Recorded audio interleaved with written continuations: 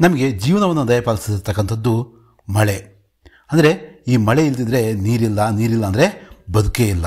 8ನೇ ತರಗತಿಯ 14ನೇ ಪಾಠ ಜೀವನದಾತ್ರಿ ವರ್ಷ, ಈ ಒಂದು ಪಾಠ ಕೂಡ ನಮಗೆ ಇದನ್ನೇ ಹೇಳುತ್ತೆ. ಮುಖ್ಯವಾಗಿ ನಾವು ವಿದ್ಯಾರ್ಥಿಗಳು ಈ ಒಂದು ಪಾಠದಿಂದ ನೀರಿನ ಉಪಯೋಗಗಳ ಬಗ್ಗೆ ನಾವು ತಿಳ್ಕೊಳ್ಳುವಂಥ ಒಂದು ಪ್ರಯತ್ನವನ್ನು ಮಾಡಬಹುದು. ಮತ್ತು ಅದರ ಉಪಯೋಗ ಮತ್ತು ಅದರ ಲಾಭಗಳಿಂದ ನಾವು ಪರಿಚಿತರಾಗಿದ್ದೀವಿ. ಆ ಮಾತನ್ನು ಇನ್ನೊಂದು ಸಲನೂ ಕೂಡ ಈ ರೈನ್ ಸೈಕಲ್ ಬಗ್ಗೆ, ಅಂದರೆ ಮಳೆಯ ಒಂದು ಏನು ಚಕ್ರ ಇದೆ ಇದ್ರ ಬಗ್ಗೆ ತಿಳಿಸ್ತಾ ನಮಗೆ ಈ ಒಂದು ಮಳೆಯ ಮಹತ್ವ, ನೀರಿನ ಮಹತ್ವದ ಬಗ್ಗೆ ಈ ಪಾಠ ತಿಳಿಸ್ಕೊಡುತ್ತೆ. ಜೀವನ ಕೆಲಿಯೇ ಪಾನಿ ಅನಿವಾರ್ಯ ಹೇ. ಜೀವನಕ್ಕಾಗಿ ನೀರು ಅಂತಕ್ಕಂಥದ್ದು ಅನಿವಾರ್ಯ, ಅವಶ್ಯಕತೆ ಅಲ್ಲ, ಇದು ಅನಿವಾರ್ಯ. ಅಂದರೆ ಅವಶ್ಯಕತೆಗಿಂತ ಹೆಚ್ಚು. ನೀರಿಲ್ಲದಿದ್ದರೆ ಬದುಕೇ ಇಲ್ಲ. ಪಾನಿಗೆ ಸ್ರೋತ್ ಅನೇಕ ಹೈ. ಅಂದರೆ ನೀರಿನ ಮೂಲಗಳು, ಸ್ರೋತ್ ಅಂದರೆ ಮೂಲಗಳು, ನೀರಿನ ಮೂಲಗಳು, ಸಂಪನ್ಮೂಲಗಳು ಅಂತ ಹೇಳ್ತೀವಲ್ಲ, ಈ ನೀರಿನ ಮೂಲಗಳು ಅನೇಕ. ನದಿ ಅಂದರೆ ತೊರೆ ಅಥವಾ ನದಿ ಅಂತಲೂ ಕೂಡ ನಾವು ಕನ್ನಡದಲ್ಲಿ ಕರಿತೀವಿ. ನಾಲ ಅಂದರೆ ಹೊಳೆ ಅಥವಾ ನಾಲೆ ಅಥವಾ ಏನು ಹಳ್ಳ ಅಂತ ಕರಿತೀವೋ ಅದು. ಸಾಗರ ಅಂದರೆ ಸಮುದ್ರ, ಸಾಗರ ಮುಂತಾದವು. ಇವೆಲ್ಲವೂ ಕೂಡ ನೀರಿನ ಮೂಲಗಳು. ನದಿ, ನಾಲೆ ಮತ್ತು ಸಾಗರ ಇವೆಲ್ಲವೂ ಕೂಡ ನೀರಿನ ಮೂಲಗಳು. ಇನ್ ಸಬ್ಕ ಕಾರಣ ಹೇ ವರ್ಷ. ಇದು ನೀರಿನ ಮೂಲಗಳಾಗಿದ್ದರೂ ಕೂಡ, ನದಿ, ನಾಲೆ, ಹಳ್ಳ, ಕೊಳ್ಳ, ಬಾವಿ, ಈ ಬೋರ್ವೆಲ್ ಪ್ರತಿಯೊಂದು ಕೂಡ ನೀರಿನ ಮೂಲಗಳಾಗಿದ್ದರೂ ಕೂಡ ಇದಕ್ಕೆ ಇಲ್ಲಿ ನೀರು ಬಂದು ತಲುಪ್ತಕ್ಕಂಥದ್ದು ಎಲ್ಲಿಂದ? ಮಳೆಯಿಂದ. ವರ್ಷ ಅಂದರೆ ಮಳೆ. समुद्र, झील, तालाब आदि नदियों का पानी सूरज की गर्मी से भाष्प बनकर ऊपर उठता है. इस भाष्प से बादल बनते हैं. ಇಲ್ಲಿ ಸಮುದ್ರವನ್ನು ಕೊಟ್ಟಿದ್ದಾರೆ. ಝೀಲ್ ಅಂದರೆ ಸರೋವರ, ತಾಲಾಬ್ ಅಂದರೆ ಕೆರೆ, ಮತ್ತು ನದಿಗಳಿಂದ ನೀರೇನಾಗುತ್ತೆ ಸೂರ್ಯನ ಶಾಖದಿಂದ ಇದೇನಾಗುತ್ತೆ ಆವಿಯಾಗಿ, ಬಾಷ್ಪ ಅಂದರೆ ಹಬೆಯಾಗಿ, ಆವಿಯಾಗಿ ಅದೇನಾಗುತ್ತೆ ಮೇಲಕ್ಕೆ ಹೋಗುತ್ತೆ. ಹಗುರವಾಗಿ ನೀರು ಮೇಲಕ್ಕೆ ಹೋಗುತ್ತೆ ಆವಿಯ ರೂಪದಲ್ಲಿ. ಮತ್ತು ಈ ಒಂದು ಹಬೆಯಿಂದನೇ, ಈ ಒಂದು ಆವಿಯಾದಂಥ ನೀರಿಂದನೇ ಮೋಡಗಳ ನಿರ್ಮಾಣ ಆಗುತ್ತೆ. ये बादल जब ठंडी हवा से टकराते हैं तो इसमें रहने वाले भाष्प के कण पानी की बूंदें बन जाते हैं.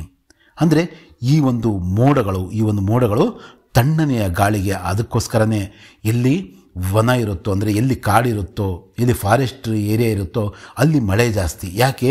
ಅಲ್ಲಿ ಹವೆ ತಣ್ಣಗಿರುತ್ತೆ, ವಾತಾವರಣ ತಣ್ಣಗಿರುತ್ತೆ. ಅಂಥ ಒಂದು ವಾತಾವರಣ ತಣ್ಣಗಿದ್ದಾಗ ಆ ಆವಿಯಾದಂತಹ ನೀರು ಏನು ಮೋಡಗಳಾಗಿರ್ತಾವೋ ಆ ಮೋಡ ಏನಾಗುತ್ತೆ, ಅವು ಒಂದಕ್ಕೊಂದು ತಾಗಿ ಆ ಒಂದು ತಣ್ಣನೆಯ ಇದಕ್ಕೆ ಆವಿಯ ಕಣಗಳು ನೀರಿನ ಕಣಗಳಾಗಿ, ನೀರಾಗಿ ಪರಿವರ್ತನೆ ಆಗುತ್ತೆ. ಅವು ನೀರಿನ ಬೂಂದಿ ಅಂದರೆ ಹನಿಗಳಾಗ್ತವೆ. ಈಗ ನೀವು ಇದಕ್ಕೆ ಎಕ್ಸಾಂಪಲ್ ಆಗಿ ಏನು ನೋಡ್ಬೋದು, ನಾವು ಈಗ ವಾತಾವರಣದಲ್ಲೂ ಕೂಡ ನೀರಿನ ಅಂಶ ಇದೆ. ಯಾವುದಾದ್ರೂ ಒಂದು ಕಪ್ಪಲ್ಲಿ, ಒಂದು ಗ್ಲಾಸಲ್ಲಿ ನೀವು ಏನು ಮಾಡ್ಬೋದು, ಐಸ್ ಕ್ಯೂಬ್ಸ್ನ ನೀವು ಹಾಕಿದರೆ ಅದು ಹೊರಗಡೆಯಿಂದ ಕೂಡ ಅದರಲ್ಲಿ ನೀರಿನ ಕಣಗಳು ಕೂಡ ಏನಾಗ್ತವೆ, ಅಲ್ಲಿ ಬಂದು ಸೇರ್ಕೊಂತವೆ. ಈ ನೀರಿನ ಕಣಗಳು ಎಲ್ಲಿಂದ ಬಂದವು ಅಂತ ಒಂದು ಪ್ರಶ್ನೆಯನ್ನು ನೀವು ನಿಮ್ಮ ಸೈನ್ಸ್ ಟೀಚರ್ಗೆ ಅಥವಾ ನಿಮ್ಮ ಟೀಚರ್ಗೆ, ಗೊತ್ತಿರ್ತಕ್ಕಂಥ ಟೀಚರಿಗೆ ಕೇಳಿದರೆ ಅವರು ಇದನ್ನು ಎಕ್ಸ್ಪ್ಲೇನ್ ಮಾಡ್ತಾರೆ. ಎಲ್ಲಿಂದ ಬರುತ್ತೆ?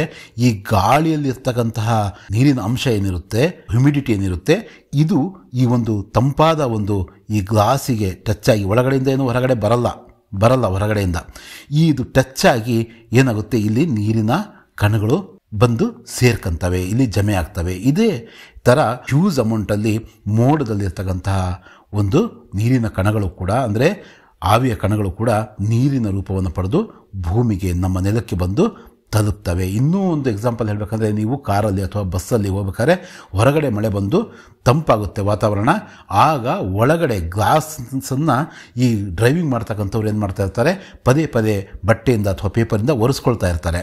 ಯಾಕೆ ಒರೆಸ್ಕೊಳ್ತಾರೆ? ಅದು ಒಳಗಡೆ ಹೆಂಗೆ ಬಂತು ನೀರು ಅಂದರೆ, ಗಾಳಿಯಲ್ಲಿರ್ತಕ್ಕಂಥ ನೀರು ಅಥವಾ ನೀರಿನ ಕಣಗಳು, ಆವಿಯ ಕಣಗಳು ನೀರಿನ ರೂಪವನ್ನು ಪಡಿತವೆ ಆ ಗ್ಲಾಸಿಗೆ ಬಡಿದು, ಆಗ ಅದು ನೀರಾಗಿ ಪರಿವರ್ತನೆ ಆಗುತ್ತೆ. ಹೊರಗಡೆ ಇರ್ತಕ್ಕಂಥ ಮಳೆಗೂ ಮತ್ತು ಒಳಗಡೆ ಇರ್ತಕ್ಕಂತಹ ಗ್ಲಾಸು ಇದಾಗೋದಕ್ಕೂ ನೇರವಾದ ಸಂಬಂಧ ಇಲ್ಲ. ಆದರೆ ತಂಪಾದ್ದರಿಂದ, ಆ ಗ್ಲಾಸ್ ತುಂಬ ತಂಪಾದ್ದರಿಂದ ಒಳಗಡೆ ಇರ್ತಕ್ಕಂತಹ ಗಾಳಿಯಲ್ಲಿರ್ತಕ್ಕಂತಹ ನೀರಿನ ಆವಿಯ ಕಣಗಳು ಏನಾಗ್ತವೆ, ನೀರಾಗಿ ಪರಿವರ್ತನೆಯಾಗಿ ಆ ಗ್ಲಾಸು ಮಸುಕಾಗುತ್ತೆ, ಮಂಜಾಗುತ್ತೆ. ಇದು ಕ್ಲಿಯರ್ ಅಂತ ನಾನು ಭಾವಿಸ್ತೀನಿ. ಮುಂದಕ್ಕೆ ಹೋಗೋಣ. बूंदों वाले बादल भारी होकर जब धरती की आकर्षण शक्ति से खींचे जाते हैं ತಬ್ ವರ್ಷಕ್ಕೆ ರೂಪ್ ಮೇ ಬರಸ್ ಜಾತೆ ಹೇ. ಈಗಾಗಲೇ ಹೇಳಿದ ಹಾಗೆ ಈ ಒಂದು ಹನಿಗಳಿಂದ ತುಂಬಿರ್ತಕ್ಕಂತಹ ಮೋಡ ಕಪ್ಪಾಗುತ್ತೆ, ಮೊದಲು ಕಪ್ಪಾಗುತ್ತೆ, ಆಗ ಅದು ಭಾರಿ ಆಗುತ್ತೆ, ಅದು ತೂಕ ಜಾಸ್ತಿ ಆಗುತ್ತೆ. ಈ ಹಿಂದಿನ ಪಾಠದಲ್ಲಿ ನಾವೇನಂತ ಓದಿದ್ವಿ, ಚುಂಬಕ ಹೇ ಧರ್ತಿ ಹಮಾರಿ ಅಂತ ಆ ಒಂದು ಪದ್ಯದಲ್ಲಿ ಏನಂತ ನೋಡಿದ್ವಿ, ಭೂಮಿಗೆ ಗುರುತ್ವಾಕರ್ಷಣ ಶಕ್ತಿ ಇರ್ತಾ ಇರೋದ್ರಿಂದ ಅದೇನಾಗುತ್ತೆ, ಆ ನೀರಿನ ಹನಿಗಳು ಭೂಮಿಯ ಕಡೆಗೆ ಬರ್ತವೆ. ಇಲ್ಲಿ ಬರ್ತಿದ್ದಾವೆ ನೋಡ್ರಿ, ಈ ರೀತಿ ಬಂದು ತಲುಪ್ತವೆ, ಆಗ ಮಳೆ ಆಗುತ್ತೆ. ವರ್ಷಕ್ಕೆ ರೂಪ ಮೇ ಬರಸ್ ಜಾತೆ ಹೇ, ಆಗ ಮಳೆಯ ರೂಪವನ್ನು ಪಡೆದು ಮಳೆ ಆಗುತ್ತೆ. इस प्रकार धरती से बादल और बादल से धरती तक भाष्प की यात्रा बहुत रोचक है. ತುಂಬ ರೋಚಕವಾದಂತಹ ಒಂದು ಸೈಕಲ್ ಇದು, ವಾಟರ್ ಸೈಕಲ್ ಇದು. ಅಂದರೆ ಭೂಮಿಯಿಂದ ಆಕಾಶವನ್ನು ತಲುಪುತ್ತೆ, ಮೋಡ ಆಗುತ್ತೆ, ಆ ಮೋಡದಿಂದ ಮತ್ತೆ ಭೂಮಿಯತ್ತ ಈ ಒಂದು ಆವಿಯ ಕಣಗಳು, ನೀರಿನ ಕಣಗಳು ಯಾತ್ರೆ ಮಾಡ್ತವೆ, ಪ್ರಯಾಣ ಮಾಡ್ತವೆ. ಇದೊಂದು ರೋಚಕವಾದಂತಹ ಒಂದು ಸಂಗತಿ. ಏಷ್ಯಾ ಮೇ ಯುರೋಪ್ ಕಿ ಥರ 12 ಮಹಿನೆ ವರ್ಷ ನಹಿ ಹೋತಿ. ಅಂದರೆ ಏಷ್ಯಾದಲ್ಲಿ ಯುರೋಪಿನ ರೀತಿಯಲ್ಲಿ ಏನು 12 ತಿಂಗಳು ಕೂಡ ಇಲ್ಲಿ ಮಳೆ ಆಗಲ್ಲ. ಅಂದರೆ ಮಳೆ ಇಲ್ಲಿ ಅಪರೂಪದ ಒಂದು ಅತಿಥಿ. ಮಾನ್ಸೂನಿ ಹವಾಯೇ ವರ್ಷ ಲಾತಿ ಹೇ. ಮಾನ್ಸೂನಿನ ಒಂದು ಹವೆ ಏನಾಗುತ್ತೆ, ಗಾಳಿ ಏನಾಗುತ್ತೆ ನಮಗೆ, ಅಂದರೆ ಮುಂಗಾರಿನ ಒಂದು ಗಾಳಿ ಏನಾಗುತ್ತೆ ನಮಗೆ ಮಳೆಯನ್ನು ತಂದು ಕೊಡುತ್ತೆ.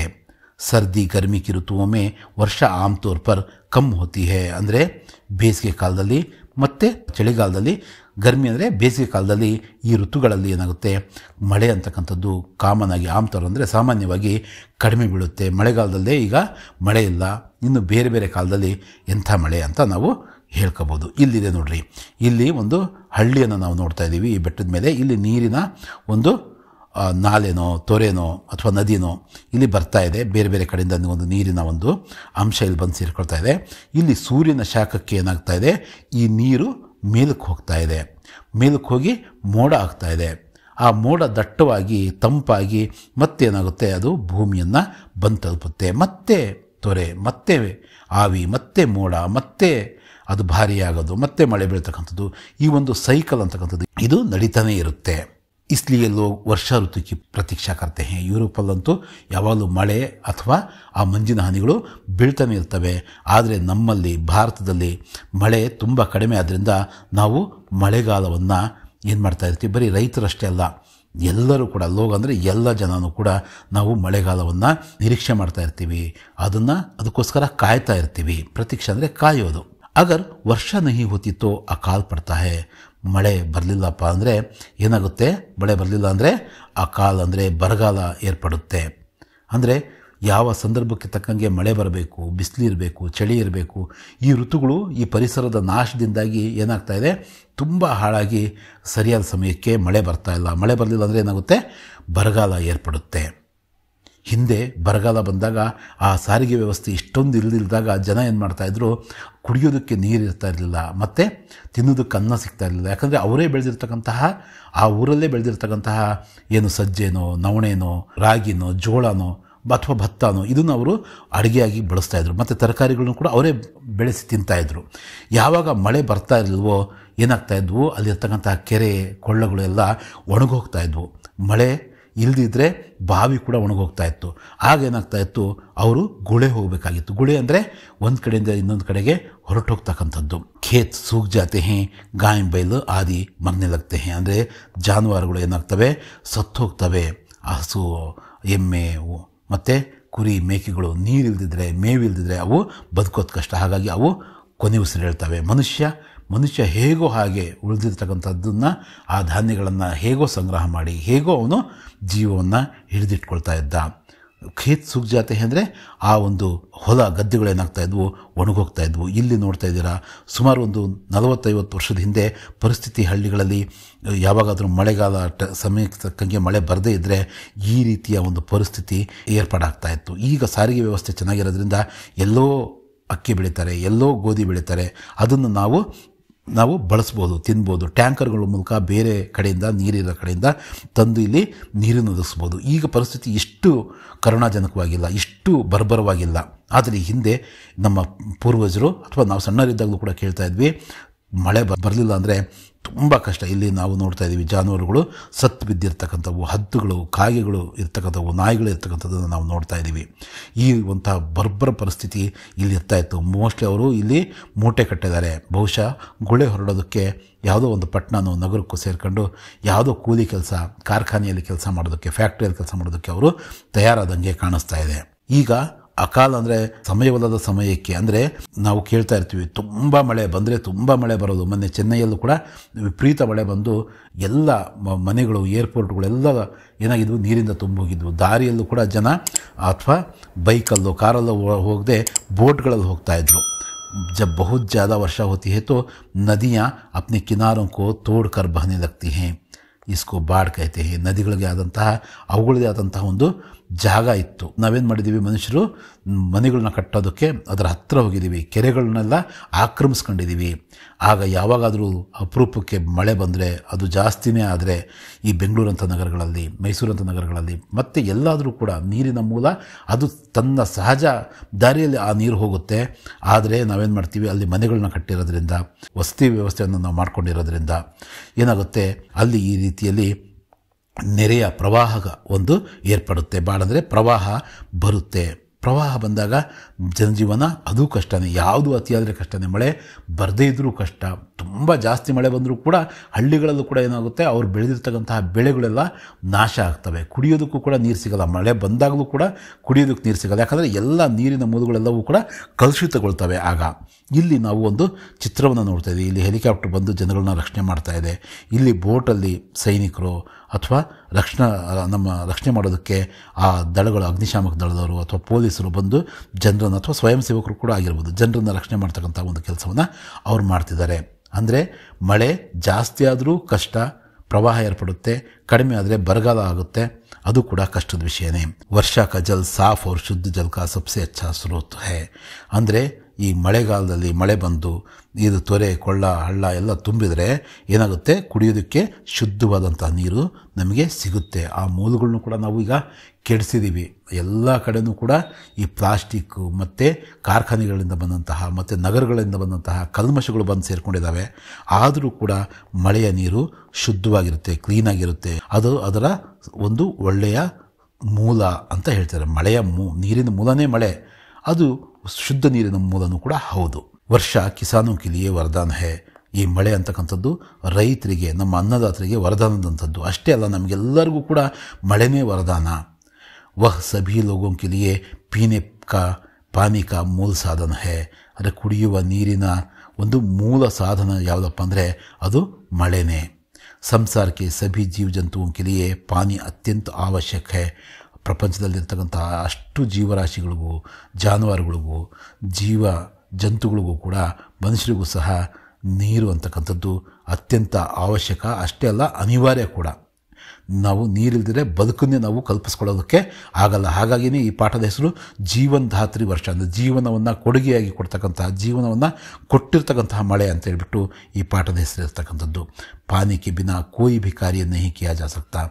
ಈ ಮಳೆಯ ಹೊರತಾಗಿ ಯಾವ ಕೆಲಸಗಳಿಗೂ ಕೂಡ ನಾವು ಕಲ್ಪಿಸ್ಕೊಳ್ಳೋದಕ್ಕೂ ಆಗಲ್ಲ. ನೀವು ಯೋಚನೆ ಮಾಡಿರಿ, ಯಾವುದೇ ಕೆಲಸ ಯೋಚನೆ ಮಾಡಿರಿ, ವಿಥೌಟ್ ವಾಟರ್ ಅದು ಸಾಧ್ಯ ಆಗೋದೇ ಇಲ್ಲ.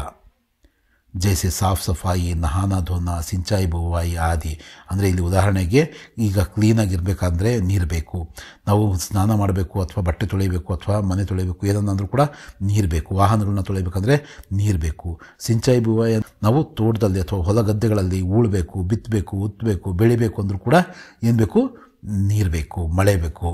ಇಸ್ ಥರ ವರ್ಷ ಜನಜೀವನ ಕೆ ಲಿಯೆ ಅತ್ಯಂತ ಉಪಯೋಗಿ ಹೇ. ಹಾಗಾಗಿ ಮಳೆ ಅಂತಕ್ಕಂಥದ್ದು ತುಂಬ ನಮ್ಮ ಜನಜೀವನಕ್ಕಾಗಿ ಅತ್ಯಂತ ಉಪಯೋಗಿ ಆದಂಥದ್ದು, ಬಹಳ ಮಹತ್ವಪೂರ್ಣವಾದಂಥದ್ದು ಅಂತ ಇಲ್ಲಿ ಹೇಳ್ತಿದ್ದಾರೆ.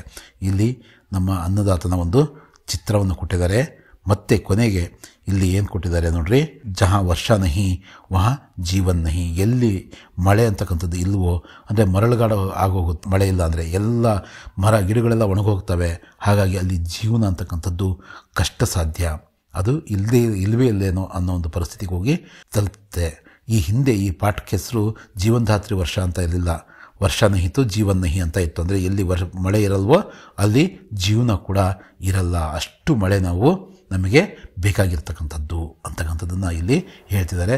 ಹಾಗಾಗದಂಗಿರಲಿ, ನೀವು ಮಕ್ಕಳು ನೀವು ಪ್ರಾರ್ಥನೆ ಮಾಡಿದರೆ, ನೀವು ಪ್ರೇಯರ್ ಮಾಡಿದರೆ, ನೀವು ಬೇಡ್ಕೊಂಡ್ರೆ ದೇವರ ಹತ್ರ ನಿಜವಾಗ್ಲೂ ಕಾಲಕ್ಕೆ ಮಳೆ ಬೆಳೆ ಎಲ್ಲವೂ ಕೂಡ ಬಂದು ನಮ್ಮ ನಾಡು ಸಮೃದ್ಧಗೊಳ್ಳುತ್ತೆ ಅಂತ ಹೇಳ್ತಾ ಈ ಪಾಠವನ್ನು ಇಲ್ಲಿಗೆ ಮುಗಿಸೋಣ. ಮತ್ತೊಂದು ಪಾಠದಲ್ಲಿ ಮತ್ತೆ ಭೇಟಿಯಾಗೋಣ. ಧನ್ಯವಾದಗಳು.